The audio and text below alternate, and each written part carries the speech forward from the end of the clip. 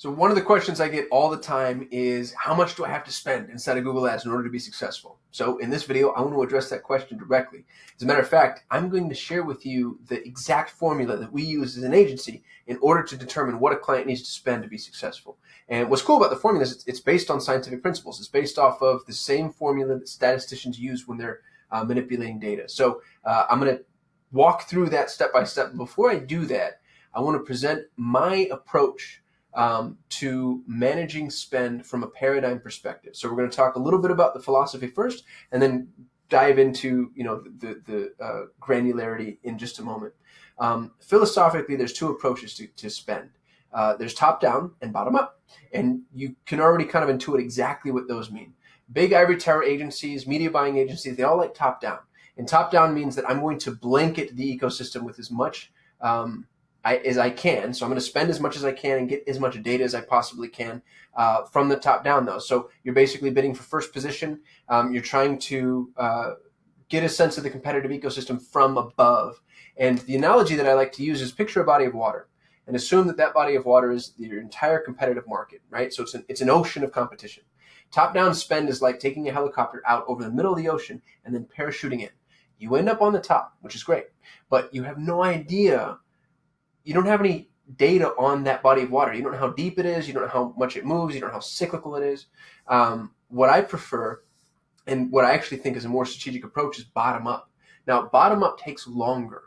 So top-down spend approach, agencies like it because it makes them look really good, because you give them a bunch of money and then all of a sudden there's all these leads coming in and it's like, oh, wow, these guys really know what they're doing. Bottom up takes longer, and there's more spend manipulation happening. The analogy, if you go back to the ocean, bottom up is like starting from the beachhead and walking in. So you start to kind of dip your toes in and you figure out how deep it is. And then as you go, you start to realize just how deep this water will end up going. Sometimes with bottom up, what's a little frustrating is you'll come to a client and say, oh, I think that we can be competitive at $2,000 a month. And then we enter the ecosystem and find out, goodness, we were completely wrong here. It's going to be double. And I can explain to you how that can go wrong. It doesn't happen to us as often. We've been doing this long enough that we've gotten pretty good at offering approximations that tend to be pretty close. But it can happen because there are really big swings in competition. And I'm going to explain that when we dive into Google Keyword Planner. I'll show you some of the variations. So top-down spend, just to recap, is basically trying to capture all of the available market in order to see what's possible. Bottom up is starting with the minimum that you need in order to reach critical mass. So you still need enough data. You can't start with nothing, and you don't want to do those $1 a day campaigns that I see people touting. You need enough data in order to make actionable decisions, but you want to start from the bottom, because the thing that you can do from when you start with bottom up spend perspective is you have data that other people don't have. You know where the bottom of the market is. You know what position 4 costs and what it will yield compared to position 3, compared to position 2, compared to position 1.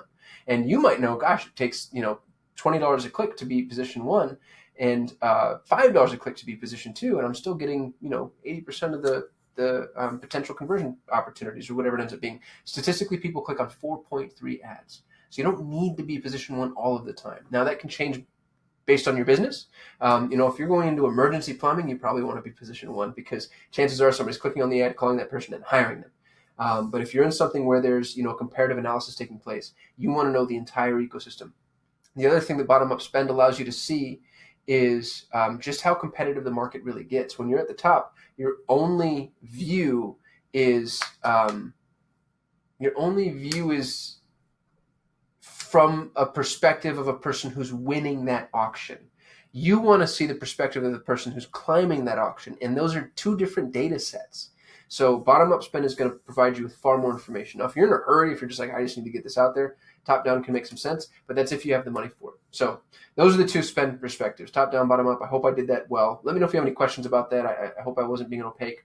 But what I want to do here is explain what it is that I recommend doing from a key phrase analysis perspective. Here's how we determine what client campaign spends should be. So in a beta account, go to inside of Google Ads, search for Google's Keyword Planner. And if you just open up a new tab and say Google Ads Keyword Planner, it'll show up right here. And then you can choose to click through and go to Google's Keyword Planner. It's going to make me jump through some hoops that I don't want to jump through. So I'm just going to start on my Keyword Planner that I have here. And for our purposes, you're going to choose Get Search Volume and Forecasts, not Discover New Keywords. Oh, this is a really cool tool. So we're going to get search volume, and I might do telemedicine. And this is a recent lead that I had, so it's fresh in my mind. But we're going to get search volume for that particular key phrase. Now, I actually want to narrow this down. So let's assume that you're looking for telemedicine, but let's assume that you're only licensed in the state of Texas. So I'll select Texas for my target, click Save.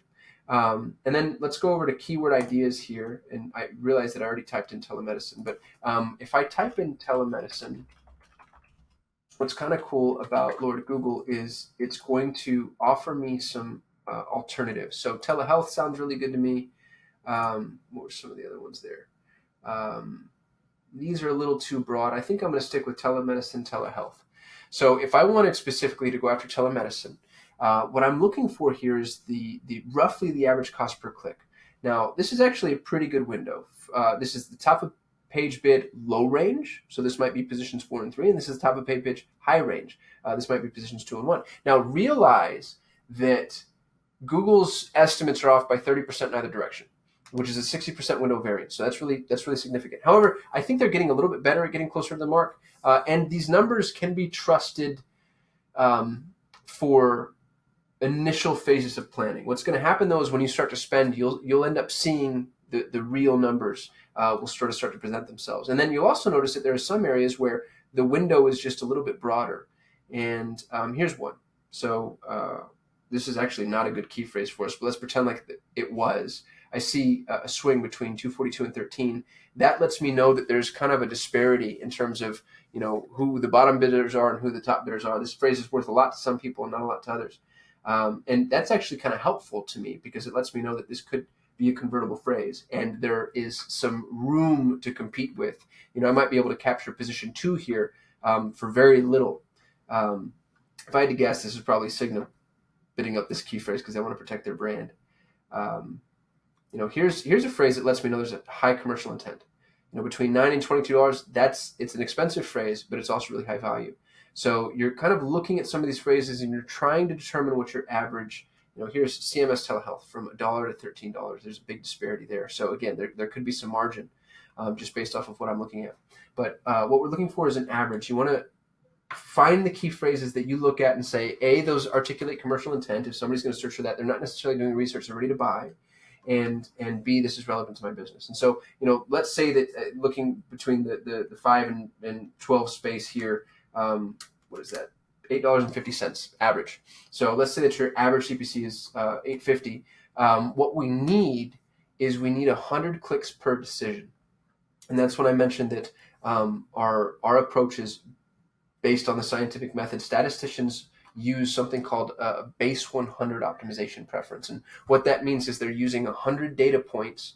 You need 100 data points in order to have the information necessary to, it's the reason that everything's base 100 in fractions. So you don't always have to have 100 data points in order to make a decision in PPC.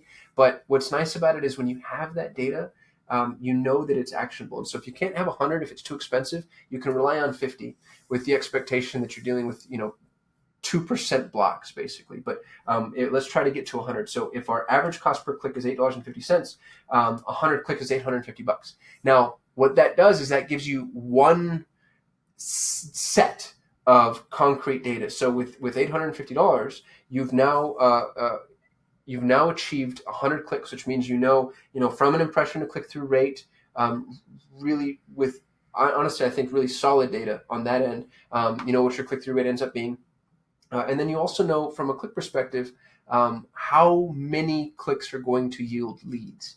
Now, statistically, the average conversion rate is 0.5% to 2%. So on 100 clicks, you may only expect to get 2 leads. But if you're driving paid traffic, you're using high commercial intent, and you're driving it to a page that's relevant, my ideal scenario, to be honest with you, would be that you get a higher conversion rate, depending on, again, the industry that you're in. If you're in emergency plumbing, you might expect to get 30% conversion rates. But if you're in something that, again, has something more of a longer lead cycle, it might be 5 to 10%. But just using round numbers, let's assume that it's 10%, you're getting 10 leads out of your 100 clicks. Again, in theory, you now know, okay, I have an $85 cost per lead. And immediately let's pause there and start to determine whether or not this even makes sense to you.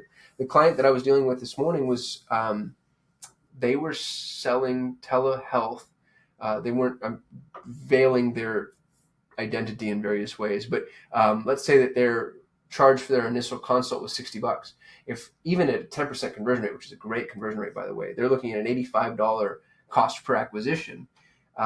They're not going to be in the black on their first phone call. Now, hopefully, the approach that you would take is, well, the lifetime value of the customer is much higher because people aren't just going to pay us $60 for the first phone call. They're going to have call after call after call after call. So we're paying out of pocket, we're in the red on this first conversion, but then subsequent conversions are going to be profitable. Let's say that wasn't the case, though. Let's say that you're selling something where people only buy one of it, and you're selling it for $60, and you just found out that your cost per conversion is going to be 85.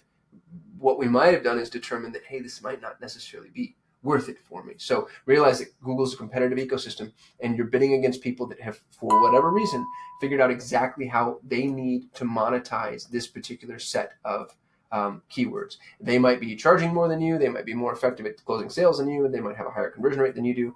But for whatever it is, for whatever reason, they've decided that the market has set this rate, and it's not going to work for everybody. Statistically, 50% of all Google Ads campaigns fail in their first 90 days. Now, I think that statistic is very greatly impacted by the fact that there's so many startup campaigns and new launches that are just going to die on the vine for whatever reason. If you think about everybody that throws a buck into Google, so many of those are really just set up for failure right out of the gate. A lot of affiliate campaigns, poor performing campaigns, people that are just messing around, etc. But even so, the statistic is sobering. So make sure that when you're looking at these numbers, that you're dealing with something that you feel like is at least moderately viable. Now, let's go back to that base 100 optimization rate. I mentioned that that's one full set of data. You probably want more than that. You probably want anywhere between 2 and 5, I'd say at a minimum, 2 and 5 data sets, because it's not going to be enough for you to make actionable decisions across your entire campaign if you're just getting 100 clicks. You're looking for 200 to 500 clicks in total, because now you can actually make some really solid optimizations. Now, you might find that traffic isn't there. It doesn't exist. There's not enough here for you to buy if you wanted to. But with 2 to 5 at $850, you're now looking at $1,700. So what I would tell this particular client is, rounding up to adjust for margin of error, I think you need to spend $2,000 a month in order to run an exploratory campaign. Now, does that mean that $2,000 a month is going to make you a millionaire? No.